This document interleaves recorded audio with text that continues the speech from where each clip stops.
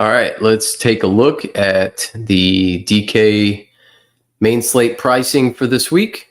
We got another slate to tackle, 50K up top. Already reduced our prize pool by half. Thank you to the NFL because they take most of the money. So starting off, first game here, we've got San Jose State taking on Texas. 51.5 point game total, 44 projected for Texas. And you can mostly ignore San Jose State. Walker Eaget was absolutely terrible last week. And upon first glance, Arch Manning is way too expensive given what he did last week. But I do think he goes for 300 yards passing and 3 touchdowns, although there is a low floor because of the blowout factor here. And I think he does try to get it going, though. Walker Eaget, nowhere near my player pool, even at 5,700 in a passing offense. Same thing, Floyd Chalk, no shot. I'm playing him. Don't care that he's 4K. They're going to get blown out. They priced Quintravian Wisner up at 83. That's interesting. I was hoping he would be closer to 71. Baxter would be in the 5s. So both are priced up appropriately. I think Baxter is coming on, but they're still going to ease him in. Wisner definitely more upside than Baxter right out the gate. Wide receiver wise, Wingo priced up at 73. Think he does have a good game here. I think they try to get him going. DeAndre Moore priced down. That's nice at 48. So that could be a angle we look to take here in this game if you want to get something. And then Livingstone did not go up, shockingly, from 34 to 35. So I still like him as Arch Manning's roommate. You get the shower narrative in there. I'm going to ignore injuries. He's just not explosive enough. But Livingstone looked good with that touchdown catch, that deeper catch last week against Ohio State. And it only takes one of those for him to pay off that 3,500 tag. He will be in my pool 100%. I just doubt that I'm going to want to stack Arch, given that what we saw, typically see in those type of situations. Defense could easily score off of Eaget because he puts the ball in dangerous positions. Danny Scudero here, definitely in play. He's going to catch a ton of targets. Similar to Easton Messer last week with Maryland, where FAU got the doors blown off by Maryland. He could catch 10, 15 balls and PPR his way to hitting that 5,600 price tag. Leland Smith, similarly at 52. I do not mind at all, but those are probably the only two options I'm even going to pay attention to on this San Jose State side. Let's look at Penn State taking on FIU. FIU, a team that I bet the over on their win total. This is not one of the games I anticipate them winning. Next week's going to be a big game for them. They have a 54.5 over-under in this game, 48.5 for Penn State, 6 for FIU. You can get rid of FIU from your pool completely. Drew Aller at 8,200. It'll be interesting. They came out slinging it a little bit there early in that game and picking up some yards, trying to feed their weapons on the outside. He's in play. I'll have to wait and see and make a decision later, but it's a very narrow window for him to get there. Nick Singleton, no shot I'm touching at 9K. We saw last week kind of what happens with this offense. They're going to split carries between the big two. And if you look at it, he had 19 yards rushing and 37 yards receiving. He got bailed out by the 2 touchdowns, and a lot of the people played Nick Singleton on Fanduel. I wouldn't play him just because you need those touchdowns to bail him out. I don't think the yards are there. It's just a very thin thing for him to be able to break value at 9K. Not a situation that I'm in on. Similarly with Katron Allen, both of them too highly priced to pay off in this situation with that split backfield. I would say you're going to want to dig deeper on this Penn State side, and you could find value with a Cam Wallace potentially. So he came out and he could be a guy. We're gonna have to look at the running back distribution, but we're gonna want to be able to play a little bit cheaper.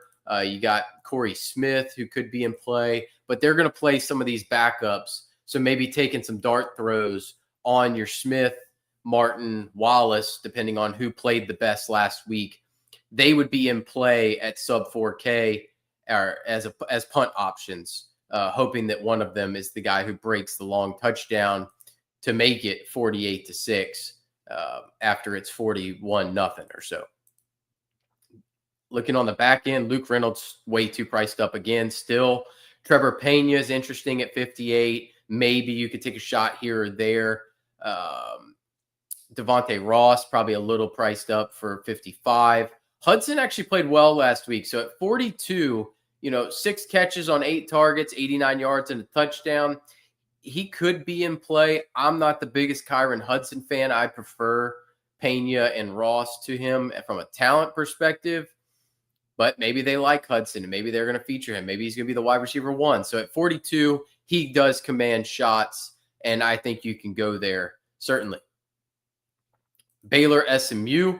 This is our best game on the slate from a shootout potential, 65.5, clear highest spread total on the slate, 34 for SMU, 31 for Baylor. I'm going to want a ton of pieces from this game, so let's see what they're priced at. Love the price on Sawyer Robertson. I can already tell you that. 7,700. Feed me that all day long with his dual threat ability. I will have plenty of Sawyer Robertson based off of that price tag unless something crazy goes on later in this slate. Kevin Jennings I'll have as well. Both can feature their legs and run. Those are good price tags for both of them. Not too cumbersome, and they kind of take Arch out of the pool, and they take Drew Aller out of the pool roughly for me. 8,900 on Bryson Washington. That is a big number because SMU is decent at stopping the run, but he is the unquestioned lead back there. I think that's high, but it's worth it given how good he is. The kid's just an absolute monster. I know he struggled a little bit with Auburn. Auburn's run defense better than the SMU defense, that's for sure. I mean, look at some of the totals he put up. So I think if you're playing Sawyer and you end up being heavily invested, you need to pivot a little bit with some Bryson Washington because he is capable of these 50-point games here that can really bury you from a touchdown equity standpoint for Sawyer Robertson. On the SMU side, we still don't quite know who the top back to own in this backfield is. I think over the course of the season, it will be TJ Harden. Harden played a little bit. But he began the season in a committee role. We really didn't learn a ton about SMU because they blew out a cupcake. McFall is your other option. They're at 5 and 47. I think both are in play in this situation. Wide receiver wise, Josh Cameron had a terrible game last week for Baylor. That doesn't mean you should fade him. So 6K, great price tag on him. He's very talented. He's very capable of popping off for a number of touchdowns. I like him a good bit. Ashton Hawkins also in play at 5K. And then Cole Wilson, Michael Trigg, both in play as well. There are good stack options for Sawyer Robertson with all 4 of them being in the pool, certainly, right out the gate. SMU is usually a tricky team to play. From a wide receiver standpoint, you kind of don't know what you're going to get. Yamir Knight, JMU transfer, I wouldn't go there. I don't think he's going to be the featured weapon in this offense. Jordan Hudson is always an interesting guy, but then he was banged up against East Texas A&M. So maybe if he comes back and plays, he'll play in this game because it's going to be a big one, but we'll have to keep an eye on that. RJ Maryland's a guy. He started slow here in this first game. He's coming off of the knee injury, and I think he's going to end up being a difference maker. So if you kind of look at his kind of game log style here, he tends to show up in these closer matchups. Sans that BYU game, they were awful. But, Mike, they played a close one with Nevada last year, 8 for 162 and 1, and we all got excited about it. Close game with UL. 6 for 83. So I think he's a guy you will want to take shots on in these games where they're going to be pushed. And this is a game they will be pushed. So Maryland's a good stack option for me. Romello Brinson played really well in week 1 this year. So I think he's in play at 48. And that's kind of where I would stop on the SMU side. It's going to come down to Maryland, Hudson, and Brinson. Right now, I would lean Maryland and then Brinson. But each is perfectly fine to be in play. And then where's Cooper? Cooper played well last week, actually. He played well once. Is this Cooper? Yeah. Jalen Cooper. So he played well last week. It's going to be something to keep an eye on. If he is fully in a rotational role with Jordan Hudson out, he could end up being the punt option on this slate. Moving on to the Cy-Hawk. Rocco Bex looked great last week, by the way. 6,500 for Rocco, always an enticing price tag. 42.5 over under, lowest on the slate by 7. It's going to be just a slog. I think that the offensive line for Iowa State, given what we saw against Kansas State, is really going to struggle with the front 7 for Iowa. Rocco's going to be under a ton of pressure. I don't love that. Mark Gronowski played awful last week. It's Iowa. I think that front 7 for Iowa State's nasty. I think the back end's where you can kind of get them. Rocco at 65, as much as I would want him to be in my player pool, probably isn't. Gronowski probably isn't as well, given the lower scoring nature of this game. Kamari Moulton would have been in my player pool, but he's now banged up. So we don't know. Yeah, he isn't listed on the depth chart ahead of week 2. So I don't know where we're going to go there. Kirk Ferentz is not going to say a dang word about it. So that's going to bring in some question marks, but that does open up a ton of value. That's probably where we're going to end up going. In Chad Hansen, you got Iowa State. Maybe you could go there at 54. I probably would want to just stay away just because of the offensive line versus defensive line. What's up, JB? Washington is definitely going to be a guy in play at 31. Iowa, we're going Iowa running backs. You're going to take shots. 3,100 for Terrell Washington is definitely going to be a guy we're going to look to. And then Xavier Williams at 3K is the other one that we're going to look to. One of those two is going to be the starter for this Iowa offense this week, with Kamari Moulton probably out. So that's our value of the week right there, guaranteed. The fact that Chase Soul is priced at 5,100, I've already turned coat 2 weeks in. I had such promise for him, and he is terrible. So don't even look his way. Ben Bramer, highly underpriced at 3,900. The tight end caught 2 touchdowns last week. He was a featured option in week 1. I think he's going to be a very good focal point of the offense for them. Xavier Townsend, they're already pricing down because he's not good. Eskildson over here, he played well again last week. He's not getting a ton of targets, but he's hitting big plays. He's on the shot plays. Gabe Burkle's the second tight end, so I wouldn't go there. And I'm ignoring all Iowa wide receivers for the time being, certainly. So that's interesting. Iowa running back will be in our lineup. That's a certainty at 3,100. So give me that all day long. All right. Looking at Texas Tech, Kent State. Kent State sucks. They almost lost to Merrimack. They should have lost to Merrimack. They're going to get destroyed here. They got a 6-point team total. They'll be lucky to hit that. Texas Tech, 60.5 over under on this game. 54.5 for Texas Tech. They're going to hit every bit of it.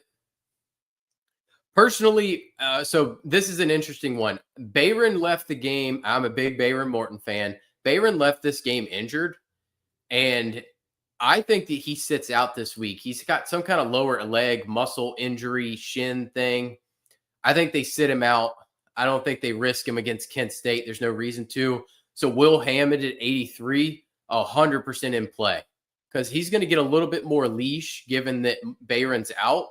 I think they play Will Hammond a ton. He had a nice game against Arkansas Pine Bluff. He had a 64-yard touchdown run, so he's mobile. He's definitely in play at 83 because that's a team that's going to run the score up for sure. You're going to want pieces from this thing. Williams and Dickey, that is big prices on those boys. I think I would stay away to some extent, but man, either one of them could absolutely explode at that price tag. That's something that I'm going to have to consider given that, but I don't love the pricing there. I would hope that they would be more in the sixes for me to want to take shots because there is a split there. I think Williams is the 1A, Dickey the 1B, in my opinion, with Quentin Joyner now lost for the season.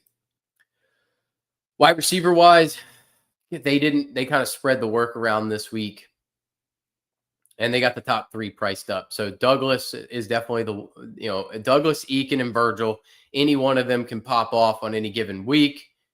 This is one of those ones you'd be playing roulette with this thing. I think they're in play because they're studs, but man, that's going to be hard to pick right now because it could be any one of them. They could each go for 70 yards and a touchdown in this thing.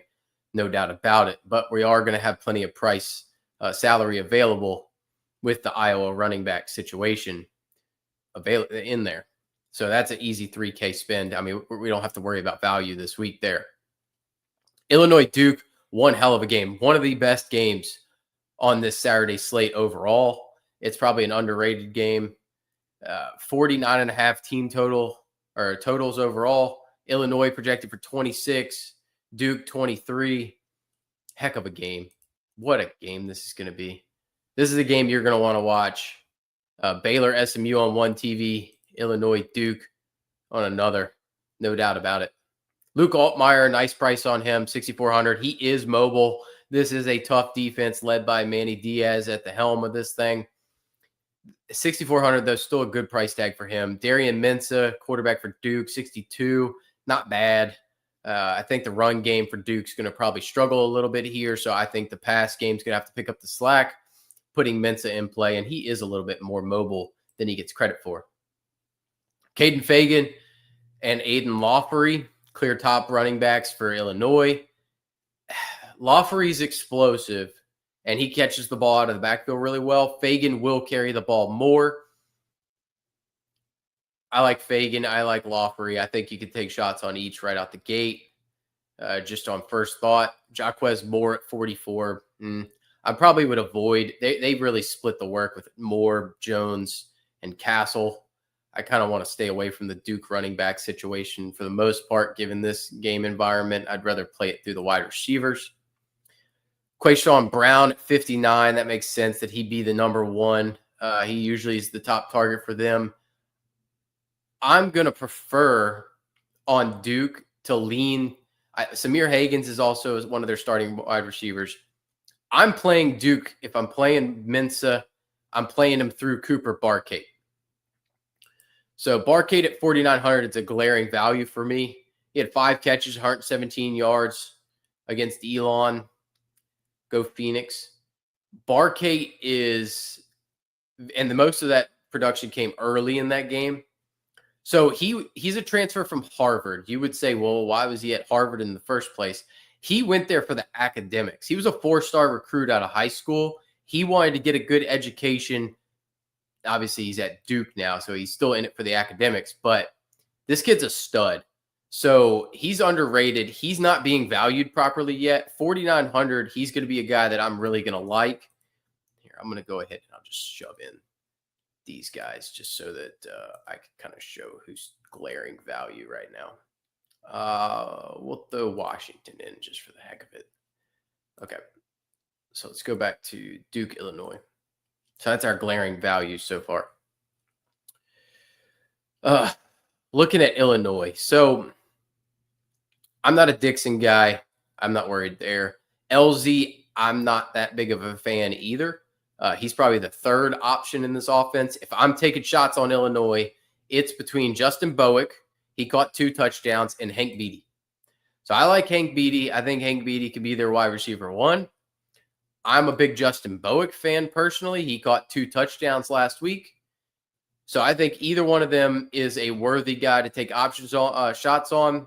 I would lean towards Beatty, but I like Bowick a ton. I could see double stacking even in this situation. I don't love it because it's not a great game environment, but Beatty is a guy I would take shots on for sure. Or Bowick. I'm fine with either one. I like them both. Right now. We'll have to wait and see where I end up on that, though. Quarterback. Okay. UVA taking on NC State. 53.5 over under. 28 for NC State. 25 for UVA. It's going to be an interesting game. I think CJ Bailey at 7K is in play. It's not my favorite price tag, but his mobility does keep him in play. I got to see why there's a questionable tag. All right, minor AC joint injury. Is that a passing arm, or a non-throwing shoulder? I'll have to look more into that because Chandler Morris at 6,300. I like that. So if Chandler Morris is healthy and it's a non-throwing shoulder, I could see taking shots. Him not being healthy, don't love that. 6,300 though, against this NC State team, Caton Hauser was throwing it on him. I have no problem taking shots on Chandler Morris. He's probably one of the better values I've seen at quarterback so far. I'll throw him in for now if he stays healthy. 6,500 for Hollywood Smothers is a great value. That's a very, very good value on Smothers. I have no issue playing Hollywood Smothers at 6,500. He's going to get all the work he can handle, both running and passing. Shove him in while we're at it. Running back wise, for Virginia, Jamari Taylor is their top option. I don't hate that price tag at 43. I'm happy to play him. Don't mind that at all. Noah Rogers, ignore at 56. He stinks. Trell Harris, he played last week. There was some concern he wouldn't. He's the top option for Virginia. 5,600 is a good price tag for him. No problems playing him. Justin Jolie, he's going to pop at some point. So 54, he's in play. I don't love it. Wesley Grimes kind of came out of nowhere and had a big game. 47. Don't love that either. The shocker for NC State was this kid, true freshman Teddy Hoffman. So Hoffman had 5 catches for 93 yards last week, and he did that on 11 routes run. That's tough to try to play that and predict that he got a target on 50% of the routes he ran, well, 55% of the routes he ran. So how do you buy into that? I don't know that you can buy into that. His stat line looks good. I just don't know that you can buy into that. Grimes, much safer bet here with 4 for 121 and 1. He's more of the downfield threat for this team. I could see playing Wesley Grimes at 47 if you want to take shots on Bailey. Cam Ross is definitely the number 2 option for me for Virginia. At 35, he's a good play. That's another value, so we'll throw him in there for sure. Yeah, and then Jamal Adrien, I wouldn't play over Trell Harris for 100 less. It's just no chance I'm doing that. All right, Syracuse, UConn, another good game to stack up here if we wanted. 59.5 point total. I like that. 33 points for Syracuse, 26 for UConn. We've got some shootout potential here. Steve Angeli looked okay at 6,800. Meh. He's not mobile. Don't love that. I would prefer to have a rushing quarterback. He's going to have to hit the 300-yard bonus. He could. John Fagnano, I think you could play him. Or Joe. Sorry, Joe. You could play him maybe. 5,900. That's a decent value. He doesn't really move. No running game to him. He's not going to throw for a ton of yards, so probably not at 59. Never mind. Running back wise, Yassine Willis is going to be in our lineups. Yeah, there's no doubt about it. At 63, that's a good matchup for him.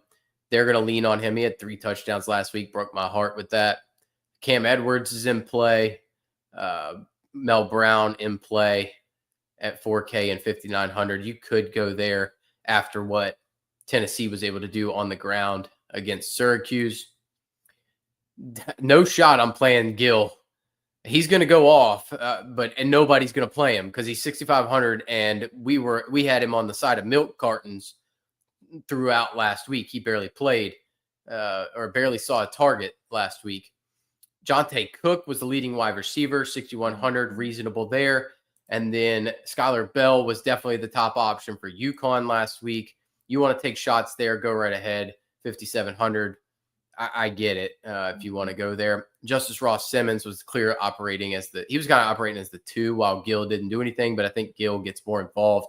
Cook's probably your wide receiver 1 here at 61, but I'd much rather play this game through Willis at 63. Kind of looked like LaQuinn Allen last week. All right, Ole Miss traveling to Kentucky, the team that knocked them out of the playoff last year. 52.5 over under. Ole Miss with 31. Kentucky with a 21-point projection. I bet this because I think Ole Miss just tries to kill them. And to be fair, Zach Calzada was awful. He threw for 85 yards against Toledo last week. So what the heck's he going to do against Ole Miss? Don't know. Don't think it'll be very pretty, though. So Calzada at 55, completely not even in play. Austin Simmons is in play at 73. Certainly, Lane Kiffin wants to run the score up if all possible. I think they're out to prove a point in this game. Simmons is in play at 73. Don't have problems there. Kewan Lacey is underpriced again. So he is going to be a staple for me as well. There's a lot of value here, boys. You could probably play about anything you want. So Kewan Lacey's definitely in play. So Iowa running backs, Smothers, Willis, Lacey, definitely top options. McGowan has a good price tag here at 34. He was priced down last week. I took some shots. He played okay. He played pretty good with 78 yards and a touchdown last week against Toledo on 18 totes. Dowdle kind of got bailed out by a 79-yard touchdown run. So he had 13 carries for 50 yards otherwise. I think you can put him in play as well at 41. Each is an option for value, but I would prefer the Iowa running backs personally, and I would try to stay away from the Kentucky guys. Caden Lee, he was on a milk carton last week. I played him. He barely caught the ball, maybe didn't at all. Don't know that I ever saw him. That was terrible. DeJon Stribling was catching passes from the second-string quarterback, and he barely played. So I think Lee stays in the pool on the off chance that he picks something up. Stribling out of the pool for me. I would rather go Harrison Wallace, even though I think he sucks. He had 8 targets, so I think he's in play at 49 as a stack partner. And Daquan Wright had a big part in this game, so at 44, he's in play. He had a really nice game. 4 catches, 78 yards, and a touchdown. With Luke Haas out for the year, you could definitely say that he's in play, going to be a featured option in this offense at tight end, moving into a full singular number 1 role. And then where is Caleb Odom? Right here. 3K. Okay, we got another cheapie.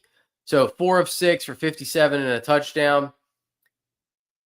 He played pretty well early in that game. That was not late targets. On the second drive of the game, he was getting targets. So at 3K, he's worth some shots. You know, Lee performed terribly, but I'm going to go back to the well here. Kansas, Missouri, another one of the better games of the day here. 51.5 over under, 29 Missouri, 22.5 Kansas. Jalen Daniels looks healthy. 6,600 for Jalen. He's going to be hard to want to fade here. He's going to be a guy that you're going to put in your pool for sure. Bo Pribula, now the unquestioned number 1 for Missouri. I think he's in play. He's mobile. Sam Horn now out at 56. He's gone so it's Pribula's job solely. So he's in play. Each of them perfectly acceptable options. Ahmad Hardy at 7K. He's got to be in play because they're going to be able to run the football. That's kind of their bread and butter. Hardy transfer from Louisiana Monroe. Just an absolute stud. Highshaw is in play for me. No doubt about it. Looks like LaShawn Williams is going to be available, but with him being banged up, it looked like a shoulder injury when I saw it against Fresno State. Highshaw at 51, great play as well. He's definitely in the pool. So, yeah, it comes down to Hardy and Highshaw to me. I think both are available and decent options. Kevin Coleman, former Mississippi State wide receiver. He's at 6,100. I don't hate that play at all. Marquise Johnson is in play at 57. No doubt if you're playing Pribula, I think either one of them is a fine option. Joshua Manning's the number 3. I prefer those two over Manning, but that's a nice price on Manning as well. And then the big two are Emmanuel Henderson and Cam Pickett. So week 0, I touted Emmanuel Henderson, and he didn't do a whole lot. And it was Cam Pickett who had 2 touchdowns. Well, guess what? Emmanuel Henderson came back last week, had 6 catches, 130 yards, and 2 touchdowns. So which one is it going to be each week? I don't know. Each one's got a 2-touchdown game. I would lean Henderson. I think Henderson's the more talented player. If I was going to play one team with one of them on it, I'm playing Henderson.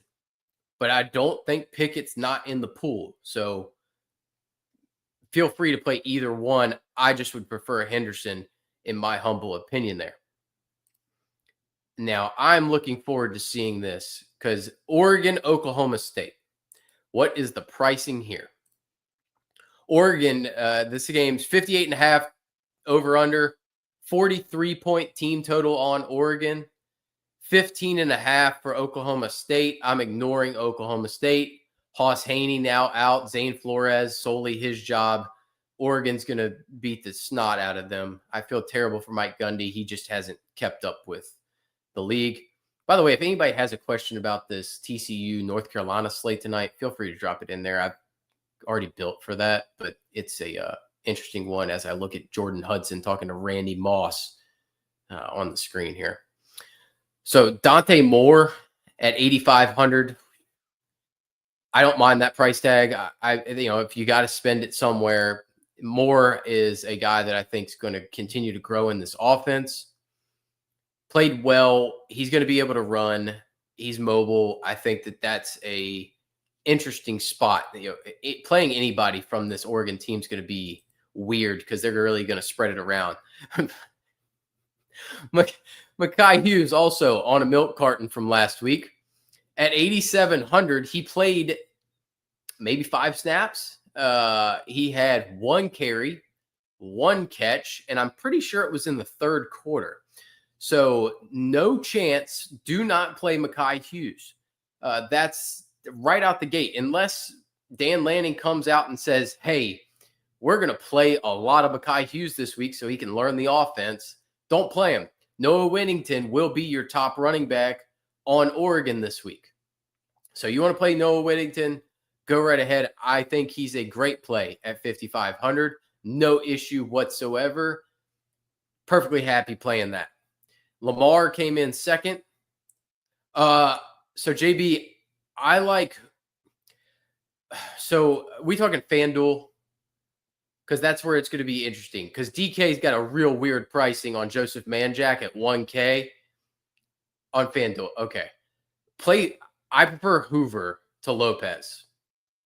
It's a tough build on FanDuel trying to get there. I don't hate the Jordan Bailey thing. It's a very tough build on FanDuel. I built one earlier. I don't tend to try to play a ton there for showdown unless something's glaring. But Hoover's my top option in this game. Devon Gauze is going to be the starting running back for North Carolina. I don't really love the backs in this game. That's why I was kind of leaning towards playing on DK. McAllister, definitely the top option at wide receiver. You're going to need to pair him with Hoover. Guarantee that. So I'll just tell you exactly what I built earlier because I threw something together. I don't mind Gio Lopez. I was a big fan of him at South Alabama. And I would say, so I went Hoover captain, Ship from North Carolina in my flex. Was that Jordan Ship? Anyway, he's going to be one of the starting trio of wide receivers. Johnson, Inez Johnson, and McAllister with Lopez. And then my punt play was Ethan Small from TCU. He's 1,600. And I don't mind him. He's going to be the wide receiver for TCU. And he was rotating in during the when Joseph Manjack sat out a couple weeks ago. He was in the starting lineup. So I think he's on the field a little bit. But it's such a hairy slate. Normally, FanDuel, I want to play running backs. If you want, you could swap in Davion Goss on that in there somewhere. But it's a weird slate to build for because neither team has great running backs. I do not like Kavorian Barnes. I don't like the TCU running back situation whatsoever. Yes, CJ Rogers. I get that. I get that. I can see that. It's a tough one. It's such a weird game. But yeah, no problem, man. So looking at Oregon-wise, yeah, Jaden Lamar was the second back on the field at 3K. I really know we know Whittington's going to get work, so I would prefer to play him through that. Oh, Justin, UNC or TCU, man. So I've flipped back and forth. I refuse to bet this game because everything screams that UNC is going to try to build for 26, not this season. But you have Bill Belichick has all offseason to try to confuse Josh Hoover. And I think he can. So that's where it gets interesting, right? Is if you give Bill Belichick all offseason to prepare for this one game where he's going to be in the national spotlight, he's going to want to make a good first impression. I think Hoover could have a tough time here. I think TCU is a far more talented team overall, but they do lack a run game. And you're talking a one-dimensional team against Bill Belichick. Man, that's going to be real tough. Like, that's why this is a real weird game, because what are the weapons for UNC going to be able to do? You know, I think that if you're playing, I would multi-entry definitely, and I'd want to get some exposure to UNC captains, maybe Goss, maybe Gio Lopez. Kobe Paysour is going to be one of their options. He's been there a long time. So I think that's a real interesting game as far as trying to play DFS through, certainly. So Oregon wide receivers, man, they did price him up. DeCorian Moore did not play a ton in that blowout, but he's definitely their number one option at wide receiver. He didn't get a ton of looks. He will be leaned upon in a Tez Johnson role, even as a true freshman. Kenyon Sadiq's is the best tight end athlete in the country, 63. If you want to take shots, you can, but after seeing that price tag, I think I'm going to end up playing through Whittington. Justice Lowe did not start, so I don't think I would go there. Gary Bryant Jr. definitely in play. Malik Benson, his ghost body somehow scored a touchdown and led the team in receiving last week. I don't mind taking shots here, but I think you're really going out on a limb trying to figure. I think Moore is the clear top option for this pass attack, though. If I was taking a shot, it's on DeCorian Moore. And then maybe some Gary Bryant on the back end if I just got stuck at that 4,800 price tag right out the gate. Just first thoughts here. Florida versus South Florida. So this is going to be an interesting one. By the way, I just want to point out that if you go look at the comments on my South Florida Boise video, that one comment guy, he really hated that I picked South Florida and said I was a so-called expert. I'm a terrible gambler. I'll be honest with you. Don't ask me to bet on games because that's not my forte. But man, did he hate me for that. And yeah, South Florida covered by a little bit, I'm pretty sure. Boise State did play good. So sorry about that. They play in the hot dome, according to him. Good for him, man. Good job. So South Florida's going to put up a fight here. Man, they really do need to. But Florida, 54.5 total on this game. 36 points for Florida, about 19 for South Florida. Byron Brown, always in play, 6,700. He's going to will this team along the way. I just don't think I could play there. Yeah, I'm starting to get better, JB. I've got haters. I'm pumped. I don't really read the comments. I just happen to read that one. I'm sorry. Like that was awesome though. I appreciated that. I need to get more. DJ Lagway at 72. I'm not his biggest fan. I've admitted that, but I think he'll play well. So on DJ Lagway, I'm more neutral to Lagway, where I think everybody hypes Lagway up here, and I'm more middle. I don't think he stinks. I just think he's not as good as everybody says he is. I just haven't seen it. I need to see a 300-yard game and 3 touchdowns against a competent opponent, not South Florida. I want to see him do it against Miami. I want to see him do it against Florida State, whatever. Somebody like LSU. Give me a big game against an SEC, a good SEC team, and I'll really start buying it. But 72, you want to go there, go right ahead. I just don't know that I can pay that. I think he's in play, but I don't know that I can play that. Byron Brown, though, 67 is interesting, but man, that's a tough matchup. I think Florida's good on defense.